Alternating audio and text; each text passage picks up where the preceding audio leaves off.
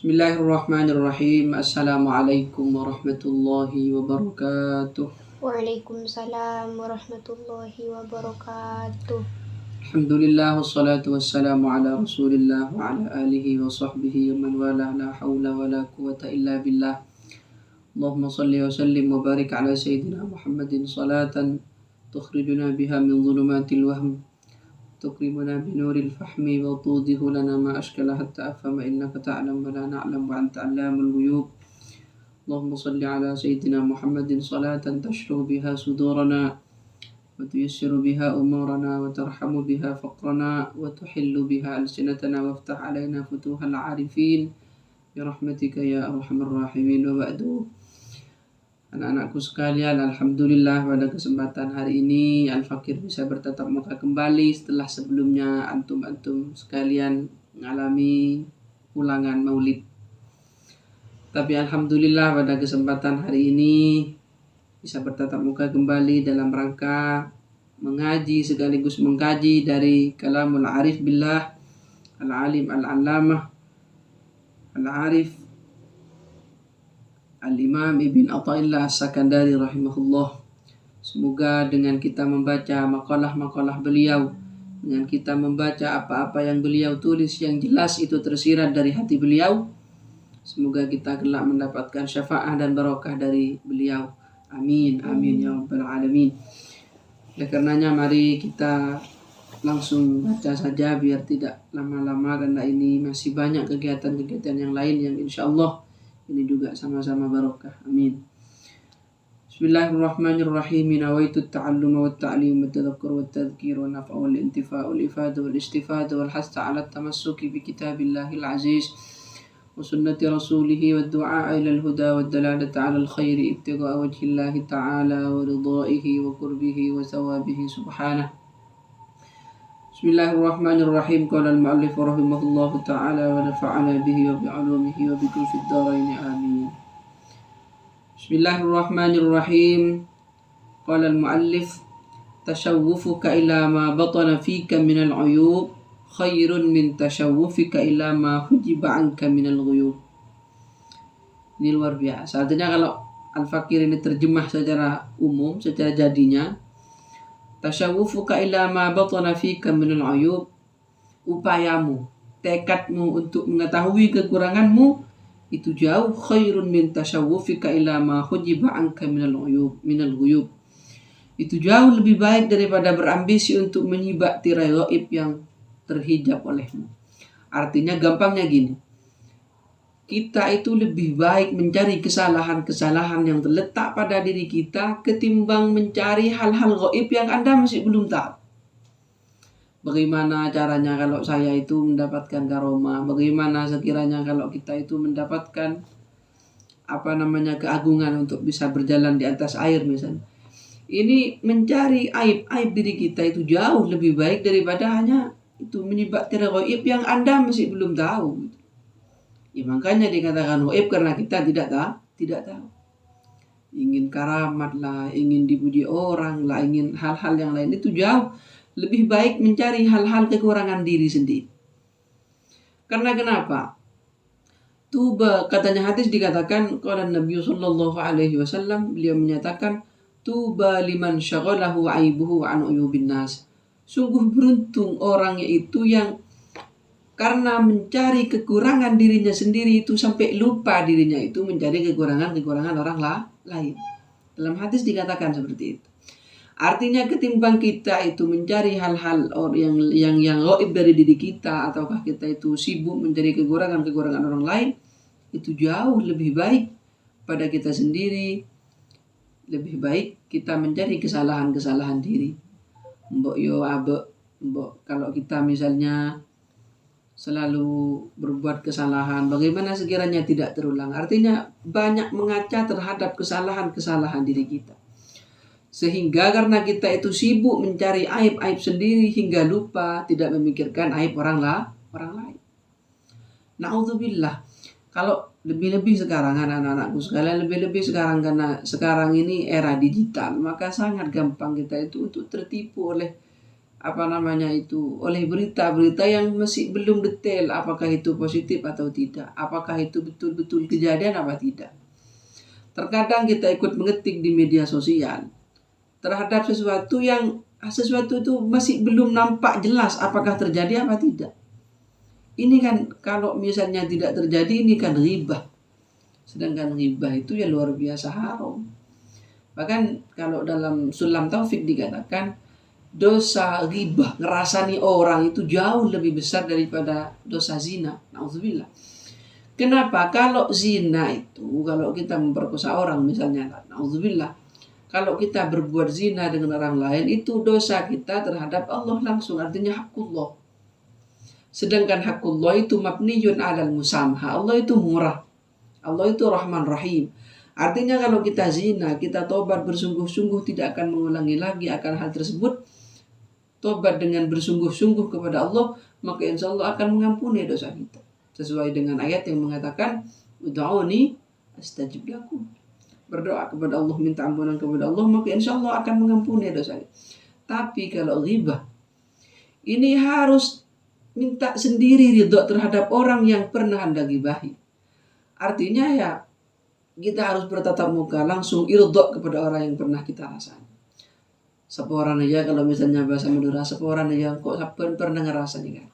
Seporan kok minta arida, kok minta sepora. Hanya itu yang bisa menebus, karena kalau hakullah itu mabniyun 'alal musamah, sedangkan hakul adami mabniyun 'alal musahah. Artinya sulit sekali kalau keterkaitan dengan hakul adami. Makanya jangan sedikit-sedikit ngerasani orang, sedikit-sedikit. Tapi dalam hal ini yang paling banyak kejadian adalah merebaknya atau menyebarnya media-media sosial. Kadang kita tidak tahu seperti apa fakta aslinya, moro-moro kita ikut berkomentar. Memang betul, memang banyak manfaatnya tapi juga banyak mudaratnya. Saya punya kitab namanya Al-Facebook Adabuhu Ahkam. Itu karangannya Ali Muhammad Syauqi yang di situ banyak merangkum etika bagaimana kita itu bermedia sosial. Etika bagaimana kita itu menulis status di laman Facebook. Artinya gini, media sosial itu bisa menjadi ladang pahala bagi kita untuk menyebarkan dakwah syiar li Islam, syiar li islahil makhlukin. Tapi sebaliknya Facebook, media sosial, Instagram dan semacamnya itu menjadi sarana untuk kita bermaksiat. Terbukti banyak terjadi talak lewat media sosial. Terjadi itu karena Alkitabah sabkul kalau dalam itu artinya bahwa kitabah tulisan itu menjadi wakil dari ucapan. Artinya semisal kalau kamu, na'udzubillah misalnya, kalau saya megang HP misalnya, dek kamu saya talak. Kalau pas di waktu kamu ngetik, kamu sambil mengucapkan, maka terjadi talak. Bukan kinayah, tapi sore. Jadi mohon jangan disia-siakan. Artinya etika bermedia sosial itu harus betul-betul diberi hati. Harus betul-betul diprihatinkan bagaimana sekiranya kita itu tidak mendapatkan pahala, justru kita tidak mendapatkan dosa, justru kita mendapatkan pundi-pundi pahala. Kalau kita nulis di Facebook, di status, niati untuk mensyiarkan agama Allah, niati itu menyebarkan ilmu yang kita punya, niati untuk mengingatkan orang lain, itu Masya Allah, itu sebanyak mata membaca status kamu, maka sebanyak itu pula pahala yang kalian akan dapat. Tapi sebaliknya, kalau kamu mengomentari hal-hal yang belum tentu itu kejadian, lebih-lebih itu menghibah orang, menghibah artis misalnya. Na'udzubillah, setiap mata membaca dari status kamu, maka sebanyak itu pula transferan dosa yang kamu dapat. Na'udzubillah. Jadi harus betul-betul diperhatikan bagaimana sekiranya kita itu bermedia sosial tidak sampai terjebak mencari-cari kesalahan orang lain. Itu.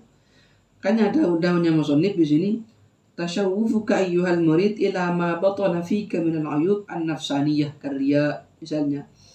Jadi upayamu untuk mengorek-ngorek diri sendiri, upayamu untuk mengetahui kekuranganmu itu, ma ila ma batana fika min al-'uyub yang tersimpan tersirat dari hatimu an-nafsaniyah yang terkait dengan kemanusiaan, misalnya seperti riya.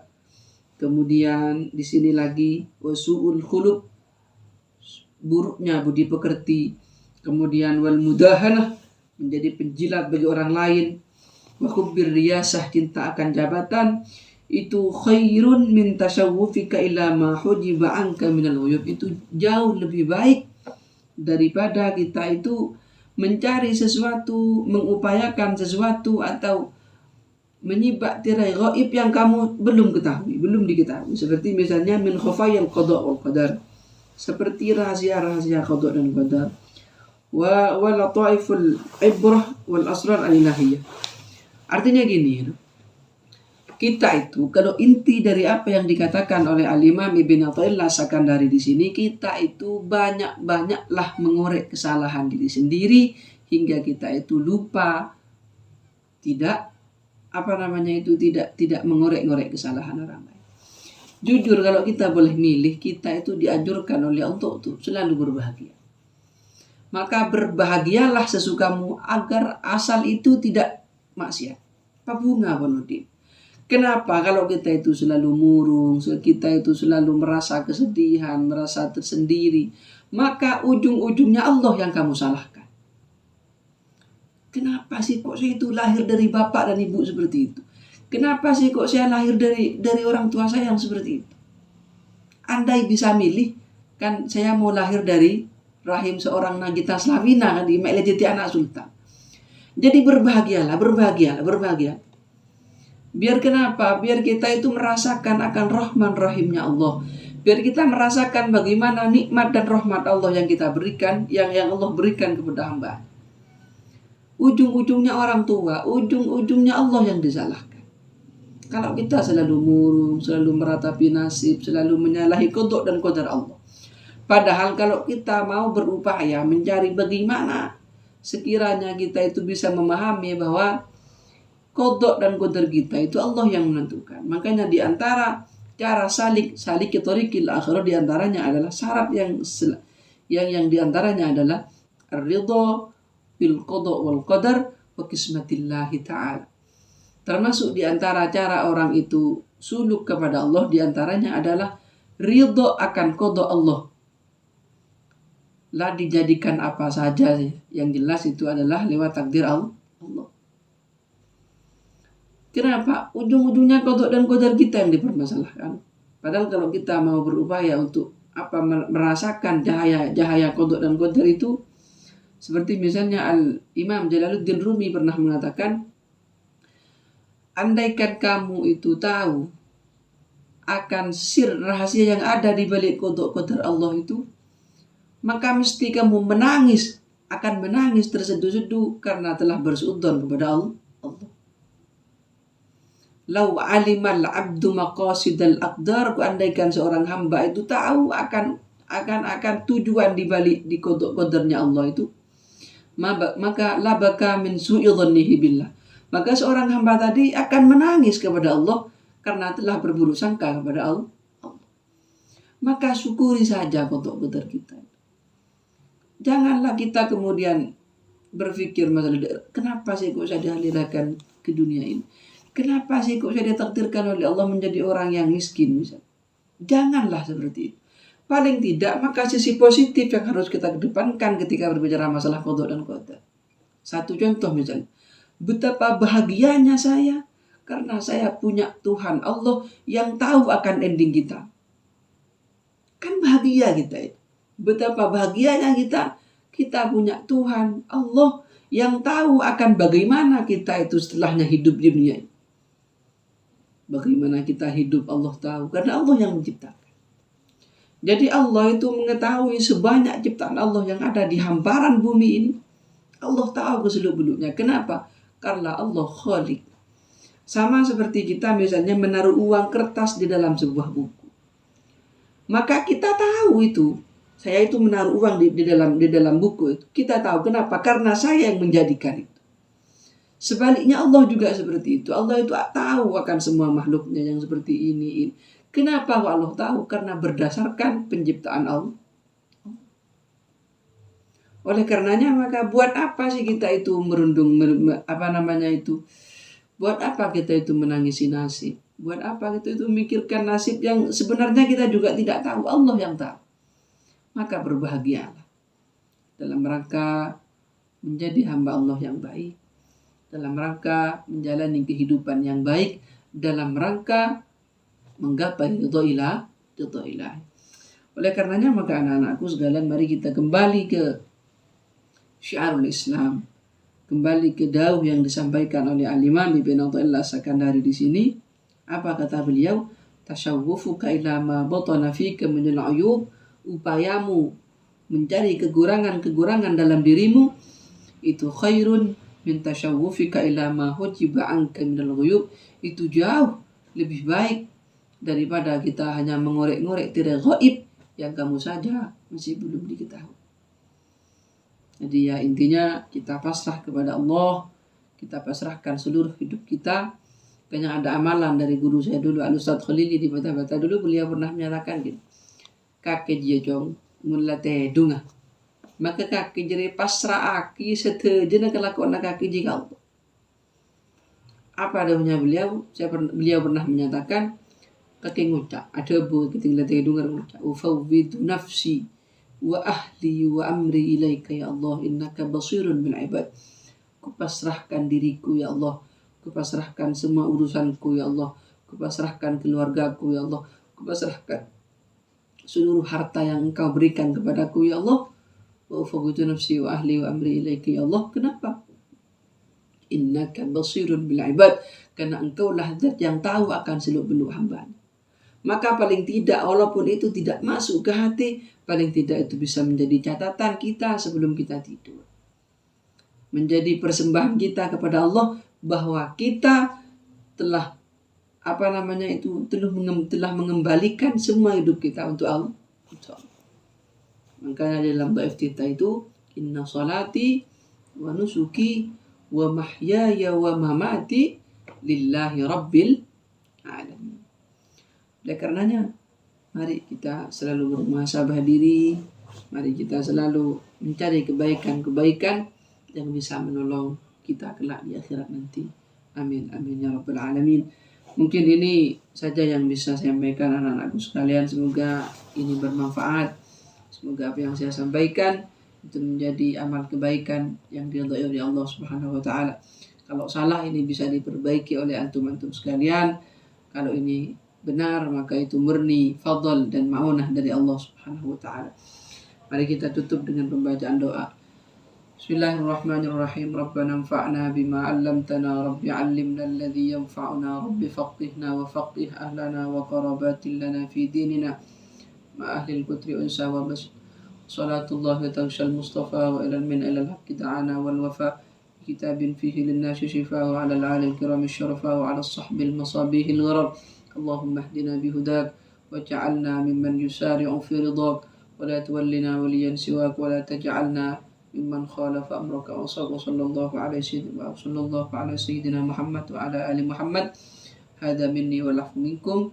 Assalamualaikum warahmatullahi wabarakatuh.